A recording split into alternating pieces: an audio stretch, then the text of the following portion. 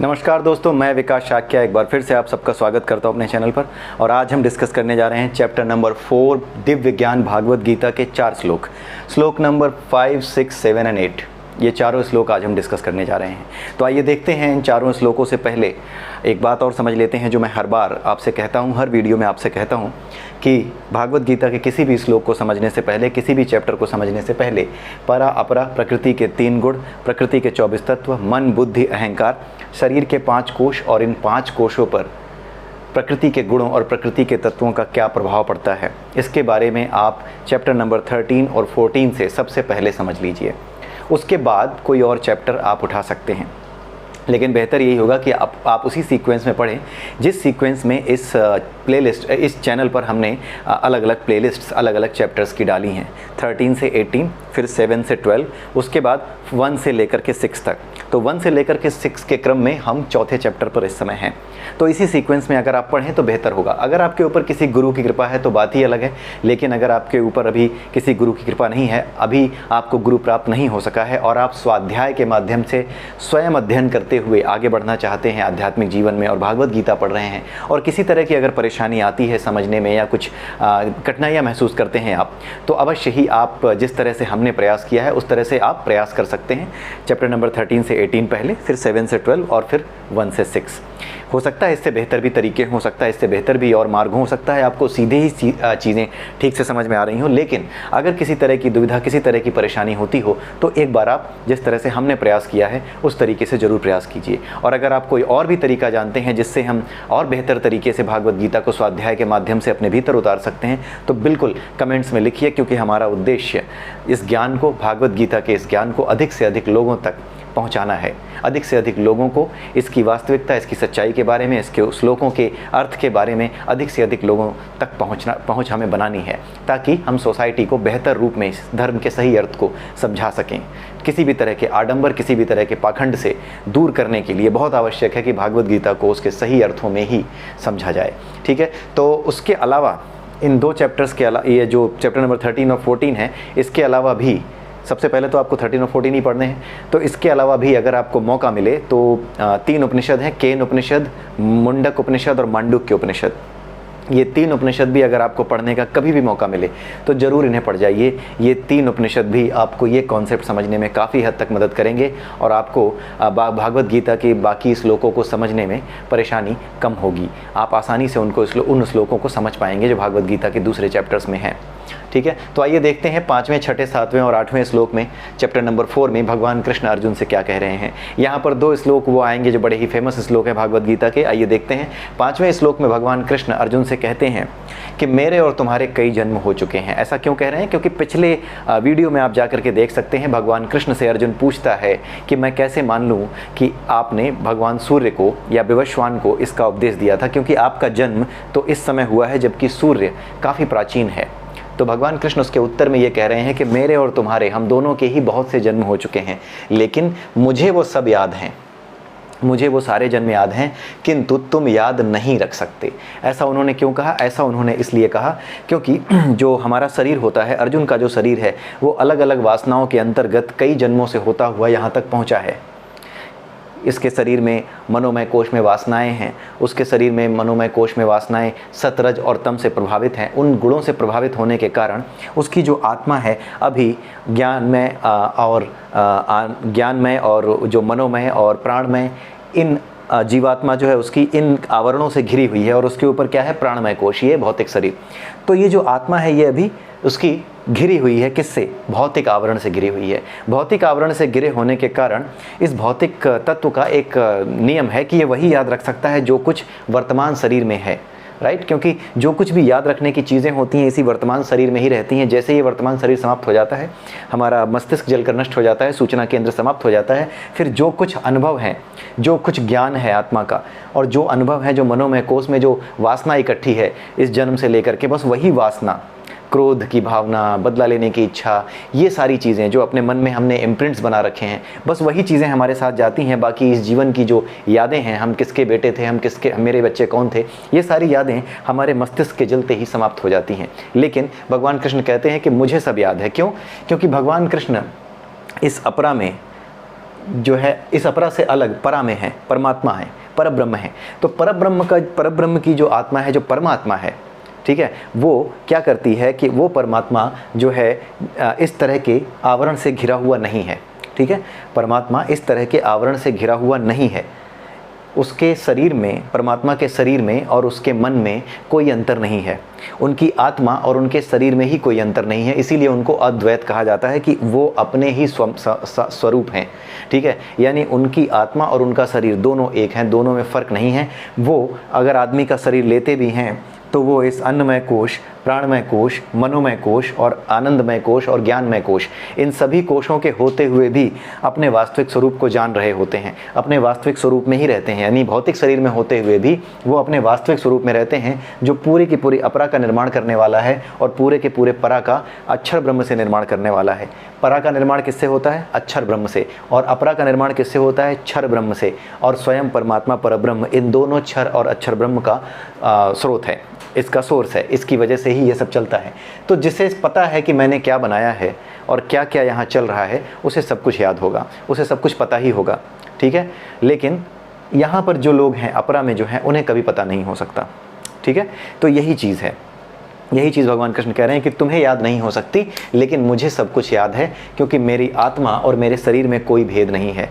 ये जो परमात्मा है, ये अपने वास्तविक स्वरूप को, आनंदमय स्वरूप को हमेशा, क्योंकि वही सब कुछ बनाते हैं, तो उनके पास हमेशा से ज्ञान है। यहाँ आने पर वो ज्ञान जाता नहीं, वो अपनी मर्जी से यहाँ आते हैं अपरा में। जब आते हैं तो अपने वास्तविक स्वरूप को जान रहे होते हैं। जैसे कोई मशीन ख़राब हो गई हो, मान लीजिए कोई बड़ा सा बॉयलर हो, उसमें कोई कुछ चीज़ें लगी हुई हैं, कुछ मशीनें लगी हुई हैं, आप उसमें उतरते हो तो उन मशीनों को खुद नहीं पता है कि वो क्यों चलती हैं। आपने उन मशीनों को बंद किया है, जैसे भी चलती हुई मशीन में उतरे या जैसे भी उतरे, आप जब उतरे तो आप तो जान रहे हैं ना कि कौन सी चीज़ कहाँ कहाँ है जो मुझे नुकसान पहुँचा सकती है। आप ज्ञाता हैं कि कौन सा यंत्र कैसे काम कर रहा था, कौन सा यंत्र बंद हो गया है और कौन सा बदलना पड़ेगा, आप जानने वाले हैं, क्योंकि आप बनाने वाले हैं। ठीक वैसे ही परा यानी परमात्मा जो बनाने वाला है, वो अपरा में यानी इस भौतिक गुणों की दुनिया में घुसने के बावजूद भी अपने वास्तविक रूप को याद रखने की क्षमता रखते हैं। क्यों? क्योंकि वो सब जानते हैं, वो स्वयं से ज्ञानमय है, वो परम ज्ञानी है। और उनके चारों ओर चाहे जो आवरण चढ़ा दिया जाए, चाहे वही मनोमय कोश, वही आनंदमय कोश, वही सब कुछ उनके पास भी रहता है, लेकिन वो दिव्य होता है। क्यों? क्योंकि वो अपने वास्तविक स्वरूप में हमेशा स्थित रहते हैं, सच्चिदानंद रूप में हमेशा स्थित रहते हैं। जो सच्चिदानंद रूप में स्थित है वो अद्वैत है, क्योंकि उसकी आत्मा और शरीर में कोई अंतर नहीं हो जाएगा। हम तो प्रयास करके अपनी आत्मा को पहचानते हैं, वो तो पहले से पहचाने बैठे हैं, उसके ऊपर तो बस चोला ओढ़ लेते हैं। ठीक है, आप ऐसे समझिए कि आप जानते हो कि आप कौन हो, आप चोला ओढ़ लेते हो, लेकिन आप जानते ही नहीं हो कि कौन सा चोला मिलेगा। आपकी वासनाओं के अनुसार आपको कोई भी चोला पहना दिया जाता है, आपके हाथ में नहीं है। आप इसे माँ और बच्चे के रिलेशन से समझ सकते हो। बच्चे को माँ वही चोला पहनाएगी जो उसके मन में आएगा, माँ के मन में आएगा कि हाँ आज मेरा बच्चा इसमें सही लगेगा। ठीक है, तो वो चोला उसे पहनाएगी। उस बच्चे का उस चोले पर कोई वश नहीं है जो उसे पहनाया जा रहा है। तो हम वही बच्चे हैं जिनका वश नहीं है इस बात पे कि कौन सा चोला पहना दिया जाएगा, कुत्ते बिल्ली गाय भैंस किसका पहना दिया जाएगा। लेकिन परमात्मा ऐसा है, माँ की तरह है, उसे पता है कि कौन सा चोला अपने बच्चे को पहनाना है और कौन सा चोला मैं स्वयं पहनने जा रही हूँ, कौन से कपड़े मैं स्वयं पहनने जा रही हूँ। तो वो कपड़ों को पहनते हुए भी वो कपड़ों, उसका अधिकार कपड़ों पे है, मतलब कपड़ों को वो जानती है कौन से कपड़ों को पहनने जा रही है। लेकिन जो बच्चा होता है, जो अबोध होता है, वो नहीं जानता कि कौन सा कपड़ा उसे पहनने को मिल जाएगा, कौन सा कपड़ा उसे पहना दिया जाएगा। ये ठीक वैसी ही स्थिति है। तो परमात्मा अपने स्वरूप में सदैव स्थित रहता है, परम ज्ञानी है, ज्ञान का अंतिम स्रोत है, ज्ञान का अंतिम महासागर का जो जितना बड़ा हो सकता है उतना बड़ा महासागर वो है, जिसकी हम तुलना भी नहीं कर सकते, कल्पना भी नहीं कर सकते। तो वो सब जान रहे होते हैं। तो जो सब कुछ जान रहा होता है वो चोला स्वयं से ओढ़ता है। इसीलिए जो आत्मा चोला स्वयं से ओढ़ती है, जान करके ओढ़ती है कि मैं ये चोला ओढ़ रही हूं, ऐसे चोले वाले व्यक्ति को क्या कहा जाता है? अवतार कहा जाता है। अब समझ में आया अवतार क्या चीज़ है?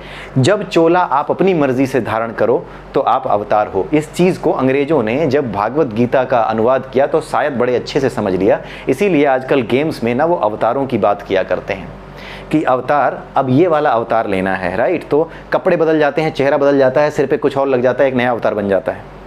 तो जब चोला आप अपनी मर्जी से ओढ़ते हो जो कि केवल और केवल परमात्मा कर सकता है। केवल परमात्मा ही वो है जो स्वयं से चोला ओढ़ सकता है। इसी चोले को जो स्वयं से परमात्मा ओढ़ सकता है, या जो भी स्वयं से चोला ओढ़ सकता है, वही क्या होता है? अवतार होता है। अगर आज मैं इस कपड़े में हूं तो आज मैं एक अलग अवतार में हूं, कल मैं किसी और कपड़े में होऊंगा तो मैं एक अलग अवतार में होऊंगा, लेकिन ये परमात्मा का अवतार नहीं है, ये मेरे भौतिक शरीर के अलग अलग अवतार हैं। परमात्मा जो कि परमात्मा है, उसके अलग अलग अवतार वो अपनी मर्जी से लेते हैं, क्योंकि उन्हें वास्तव में सारा ज्ञान है कि अपरा परा कैसे मैंने बनाई है, इसमें कहाँ कहाँ पे कीचड़ है, कहाँ कहाँ पे अच्छी चीज़ें हैं, कहाँ कहाँ बुरी चीज़ें हैं। इसलिए वो स्वयं से चोला ओढ़ लेते हैं, क्योंकि ज़रूरत होती है। संसार में कोई चीज़ हमें तभी दिखेगी जब ये चोला ओढ़े हुए हो, यानी उसके पास एक शरीर हो। उसके पास जब तक शरीर नहीं है तब तक वो चीज़ हमें नहीं दिखेगी। इसलिए ईश्वर जब परमात्मा अवतार लेते हैं तो ये सारी चीज़ें बनती जरूर हैं, ये सारी चीज़ उनका शरीर भी बनता जरूर है। उस शरीर में प्राण में, आनंद में, ज्ञान में सारे कोष होते हैं, लेकिन वो क्योंकि वो परमात्मा है तो वो अपनी आत्मा में यानी परमात्मा में सदैव स्थित रहते हैं। उन्हें ये पता होता है कि मेरा वास्तविक स्वरूप क्या है। ऊपर से जो चीज़ें हैं वो उन्हें ओढ़नी पड़ जाती हैं ताकि वो भक्तों को दिख सकें, दुष्टों को भी दिख सके, संसार को दिख सकें, भक्तों को दिख सकें। तो ऐसी कोई भी चीज़ जहाँ चोला स्वयं ईश्वर धारण करता है उसे अवतार कहते हैं। अवतार का अर्थ है चोला धारण करना, और चोला पहना दिए जाना आपकी जानकारी के बिना, आपकी मनोमय कोष में जो वासनाएं इकट्ठी हैं उसके अनुसार चोला मिल जाना, उसके अनुसार ईश्वर के द्वारा बनाई इस प्रकृति में नया चोला पहना दिए जाना, इसे कहते हैं जन्म होना। और जिसका जन्म है उसकी मृत्यु है। ये इस चोले को भगवान कृष्ण धारण करते हैं। भगवान का अवतार जब भी धारण करते हैं तो इस चोले में जैसे ही काम खत्म होता है इसे भी उतार करके फेंक देते हैं, इसी संसार के नियमों के अनुसार। यानी उनकी भी जब अवतार लेते हैं तो इस अवतार का चोला जब भी फेंकोगे तो ये सारी चीज़ें समाप्त हो जाएंगी। उनकी परमात्मा अपने परम धाम, परमात्मा की जो आत्मा है वो परम धाम को चली जाएगी। तो इस तरीके से वो क्या करते हैं, अलग अलग रूपों में अवतार लेते हैं। अब सिंस वो हमेशा अपने रूप में स्थित रहते हैं तो उनके पास संपूर्ण ज्ञान है, संपूर्ण सृष्टि का ज्ञान है, कैसे चल रही है, क्या चल रही है, क्या हो रहा है, उनका सब कुछ ज्ञान है। इसलिए वो सब जानते हैं कि हाँ कहाँ पे क्या हो रहा है। वो ज्ञान के आखिरी स्रोत हैं, वो सबसे बड़े स्रोत हैं ज्ञान के, और वो उन्हीं के द्वारा सारा ज्ञान अपरा में और परा में फैला हुआ है। इस संसार में आने के बावजूद भी, अपरा में आने के बावजूद भी, प्रकृति के 3 गुण, प्रकृति के 24 तत्व, तो सारी चीज़ें वही नियम है कि जो मशीन मैंने बनाई है मुझे तो पता ही है ना कि इसको बंद करके इसमें नीचे उतरना है तो कैसे उतरना है, चलते हुए अगर इस मशीन को ठीक करना है तो क्या सावधानी बरतनी है, उसके बारे में मुझे पता है, मैं उसको ठीक कर सकता हूँ। ठीक उसी तरीके से जब उन्हें पता है कि हाँ ये मशीन चल कैसे रही है, तो जब वो अवतार लेते हैं तो इन गुणों से बचना कैसे है। जब ये गुण ही उनके बनाए हुए हैं, कोई चीज़ जब मेरी ही बनाई हुई है और मुझे पता है कि कैसे कंट्रोल किया जा सकता है अपनी बनाई हुई चीज़ को, तो वो चीज़ मुझ पर असर नहीं डाल सकती। यही वजह है कि जब वो इस संसार में जन्म लेते हैं तो जो प्रकृति के 3 गुण हैं, प्रकृति के जो 24 तत्व हैं जो हमारे मन को मैला कर देते हैं, वो उनके मन को मैला नहीं करते। वो हमेशा उसी तरह से रहते हैं, न किसी चीज़ से मोहित होते हैं, न किसी चीज़ से खुश होते हैं, न दुखी होते हैं। केवल और केवल अपने भक्तों के लिए ही वो भावों का प्रदर्शन करते हैं।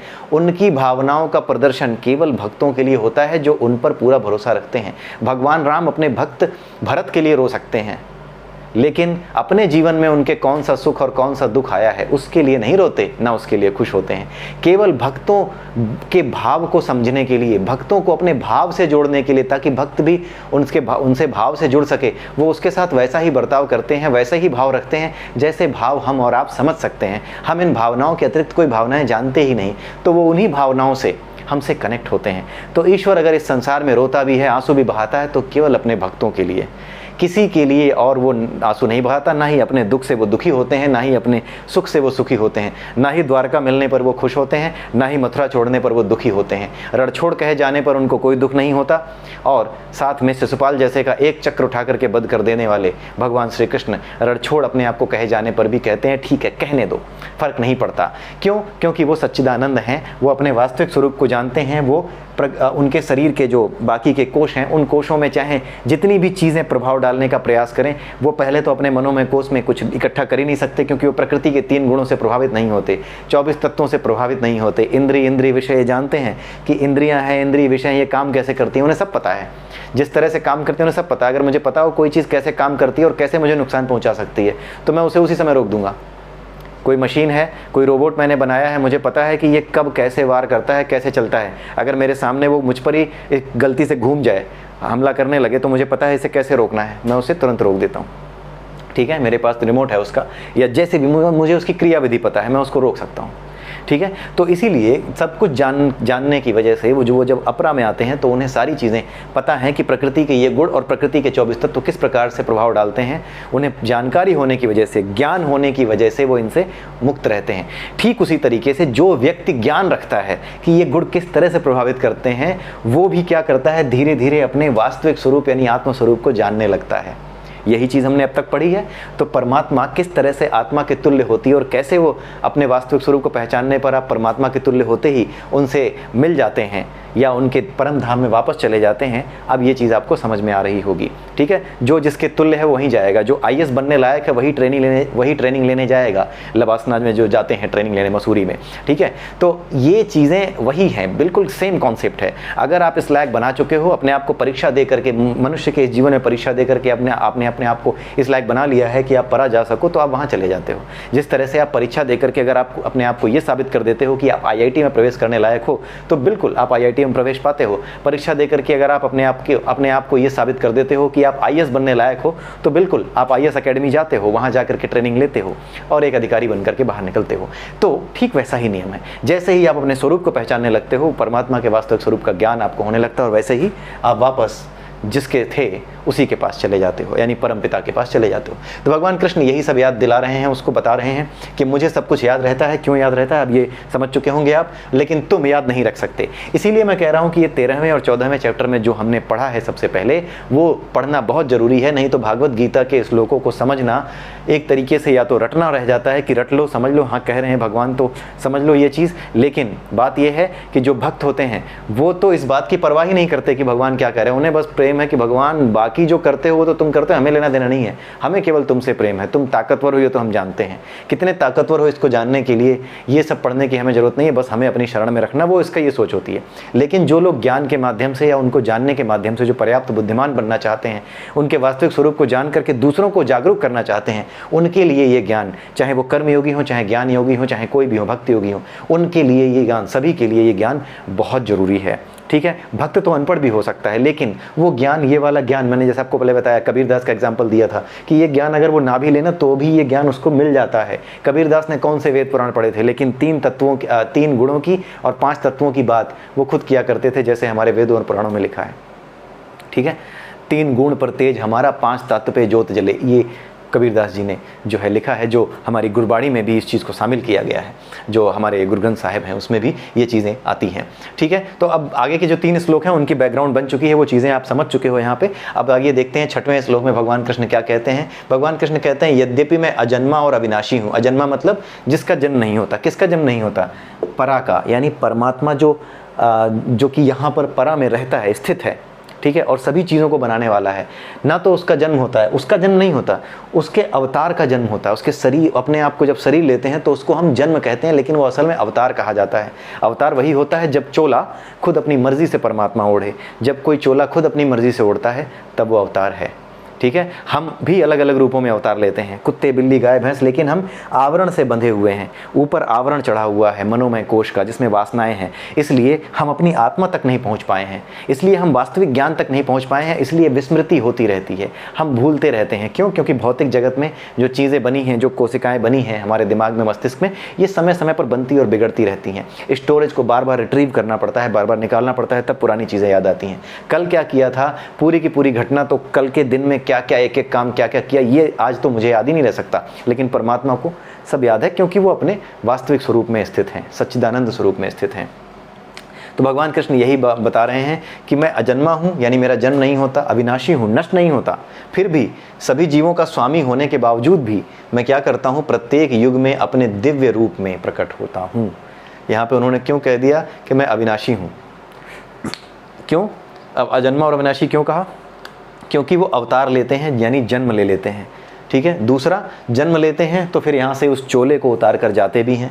ठीक है, इसीलिए उन्होंने बताया कि यद्यपि, हालांकि ना तो मेरा खुद का जन्म होता है परमात्मा का, ना ही मेरा विनाश होता है, फिर भी मैं सभी जीवों का स्वामी होता हूँ, लगता हूँ, फिर भी प्रत्येक युग में अपने दिव्य रूप में प्रकट होता हूँ। दिव्य रूप क्या होता है? एक होता है रूप, हमारे शरीर का बाहरी रंग रूप, यहाँ पे सिर्फ रूप नहीं लिखा है, यहाँ दिव्य रूप है। रूप में होता है हमारा बाहरी शरीर का रंग रूप, कैसे दिखते हैं, अच्छे दिखते हैं, नाटे लंबे कैसे दिखते हैं, वो चीज़ रूप के अंदर आ जाता है। लेकिन दिव्य रूप का संबंध जो होता है वो शरीर के बाहरी चोले से ना हो करके आंतरिक चोले से होता है, यानी हमारी जो आत्मा है, जो दिव्य आत्मा है, उससे होता है। कोई व्यक्ति कितना श्रेष्ठ है वो इससे निर्णय किया जाता है कि वो दूसरों से कैसा, दूसरों के प्रति कैसा व्यवहार रखता है, उसके मन में किसी चीज़ के प्रति वासना है या नहीं, लालच है या नहीं, दूसरों से जलता है या नहीं, या किस तरह के वो कर्म करता है। इससे ही डिसाइड होता है कि वो दिव्य व्यक्ति है या नहीं। इसीलिए कहा जाता है ना कि वो तो साधु है, उसे गाली भी दे देते हैं तो कुछ नहीं कहता, दूसरों के भले में ही सोचता है, वो साधु है। यानी उसके भीतर स्थित आत्मा को आप पहचानने लगते हो कि वो तो दिव्य व्यक्ति है। उसी तरीके से भगवान कृष्ण कह रहे हैं कि मैं भी अपने दिव्य रूप में, यानी जो सबसे ज़्यादा करुणावान है, जो सबसे ज़्यादा ताकतवर है, जो सबसे ज़्यादा ज्ञान रखता है, जो सबको माफ़ करना जानता है, जो दुष्टों को सज़ा देना जानता है और न्याय की रक्षा करना जानता है, जो पूरी तरह से दिव्य है, वो जो आत्मा का गुण है, उस आत्मा के परम गुण के साथ, उस दिव्य गुण के साथ मैं प्रकट होता हूँ, यानी अवतार लेता हूँ। तो ये जो दिव्य रूप है, हमारे शरीर के बाहरी रूप से इसका संबंध नहीं है, हमारे मन से इसका संबंध है, हमारे आत्मा के वास्तविक स्वरूप से इसका संबंध है, जो कि सदैव दिव्य है। और वो केवल और केवल परमात्मा के केस में ट्रू होता है, क्योंकि जब तक हम इस दुनिया में जन्म लेते हैं तब तक अपने दिव्य रूप को हम नहीं जान पाते, और इसी वजह से हमारा जो भी व्यवहार है वो हमारी आत्मा से नहीं, हमारे मनोमय कोश से होता है। मनोमय कोश में स्थित वासनाओं की वजह से हमारा व्यवहार प्रभावित होता है। तो ये व्यवहार जो कि मनोमय कोश की वासनाओं से प्रभावित होता है, ये दिव्य रूप नहीं हो सकता, ये दिव्य स्वभाव नहीं होता, इसलिए हमारा रूप दिव्य रूप नहीं है। भगवान तो स्वयं अपने स्वरूप में स्थित है, उन्हें तो पता ही है कि ये वास्तविक स्वरूप है उनका, ये वास्तविक रूप है जिसमें करुणा है, जिसमें न वासना है न कुछ है। तो ये क्या है? ये दिव्य रूप है। इसीलिए भगवान कृष्ण कह रहे हैं कि मैं दिव्य रूप में प्रकट होता हूँ। अब ये जो दो श्लोक हैं 7वें और 8वें, ये तो बड़े ही फेमस श्लोक हैं। 7वां श्लोक ये वही है, यदा यदा ही धर्मस्य ग्लानिर्भवति भारत अभ्युत्थानम अधर्मस्य तदात्मानं सृजाम्यहम्। यानी जब जब धर्म की हानि होती है, जब जब, ऐसा नहीं कि कोई खास समय होगा, जब भी ऐसा होगा कि धर्म की हानि होगी। धर्म की हानि का मतलब क्या? हमारे भीतर से करुणा का समाप्त हो जाना, हमारे मनोमय कोश में, मनुष्यों के, ज़्यादा से ज़्यादा मनुष्यों के मनोमय कोश में वासनाओं का इकट्ठा होना, बदले की भावना का इकट्ठा होना, क्रोध का इकट्ठा होना, और ज़्यादा से ज़्यादा विस्तारवादी सोच का इकट्ठा होना, हर चीज़ पर राज करने का मन करना, अहंकार उत्पन्न होना। हर किसी के मन में जब ऐसी वासनाएं जन्म लेने लगती हैं तो ये मनुष्य क्या करते हैं? ये आपस में लड़ने लगते हैं।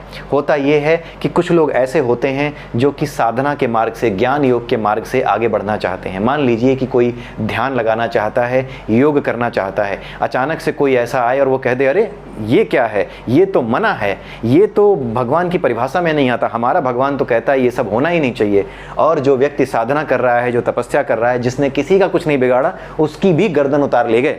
तो इस तरह की हरकतें जब होने लगती हैं, जब बिना वजह उन लोगों के मार्ग रोके जाते हैं जो साधना के मार्ग से, ज्ञान के मार्ग से, ज्ञान का उपयोग करके ईश्वर तक पहुंचना चाहते हैं या ईश्वर में लीन रहना चाहते हैं, जो भक्त हैं, जो अपने भगवान को भोग लगाते हैं। पता चला कोई भोग लगा रहा है, अचानक से पता चला कोई आया, कहता अरे ये तो मूर्ति पूजा कर रहा है, ये तो हराम है, ये तो बेकार की चीज़ है, ये तो करना नहीं चाहिए, ये तो, हाँ हमारे यहाँ तो ऐसा बताया नहीं गया है। ठीक है, क्योंकि मैक्सिमम हिंदू धर्म में ही मूर्ति की पूजा होती है। बाकी एक बात बता रहा हूँ, ऐसा हर कोई नहीं होता, एक बात बता रहा हूँ। जैसे कुछ जगहों पे देखा होगा आपने कि हाँ कुछ लोग सोचते हैं कि नहीं ये जो विचारधारा चल रही है ये गलत है। हिंदू सोचता है कि यार अगर मुस्लिम मज़ार पे जाता है तो क्या है, ये मज़ार पे कौन जो है जिसको ये चढ़ा रहा है। मुस्लिम सोचता है कि यार ये मूर्तियों में क्या है जिसको ये चढ़ा रहा है। असल में दोनों एक ही ईश्वर को प्राप्त करना चाहते हैं, दोनों के भीतर वही आत्माएं हैं जो परमात्मा ने छोड़ी हैं, लेकिन वो दोनों ही एक दूसरे की विचारधाराओं से सहमत ना हो पाने के कारण एक दूसरे पर आक्षेप लगाना और कभी कभी भयानक आपस में एक दूसरे से लड़ना